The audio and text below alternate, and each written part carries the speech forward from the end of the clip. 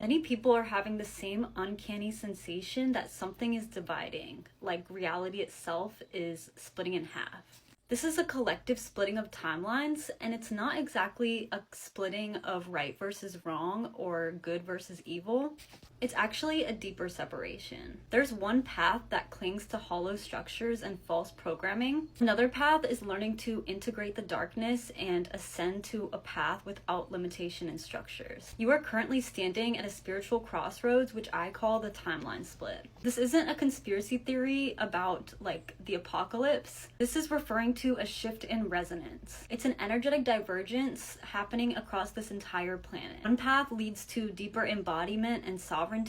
The other lures us into performance and false light and severance. Both timelines exist simultaneously, sometimes in the same place. The timeline split isn't political or religious, it is energetic at its essence. One thing that many people don't realize is that yes, protests and petitions and policy changes are important for the development of the greater wave, but they're not the only prescription for this. In fact, at the core, it's an energetic battle. When enough of us move in the same resonance and frequency, guided by our intuition and sovereignty, that's when the collective wave and the shift moves.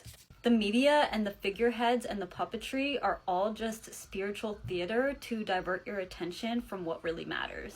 There's energetic tension playing out before our very eyes, and if we weren't so powerful as a collective, they wouldn't be working so hard to divide us. Remember that we're not against each other if we're all serving the same source. The timeline split is not a punishment, it's a choice. It's an opportunity to choose where you align in the greater energetic structure of the world. The field itself is sorting us energetically, not as a punitive judge, but as a natural collection of resonance. The way we place ourselves energetically and the way we live each day determines where we are sorted.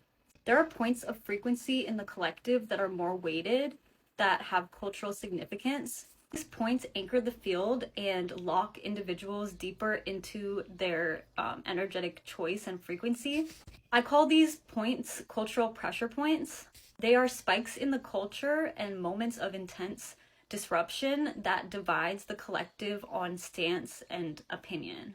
During these moments, people on both sides get swept up into distortion. They get swept up in their ego and emotional attachments. But these cultural pressure points are like pop quizzes from the universe, testing your ability to remain true to yourself.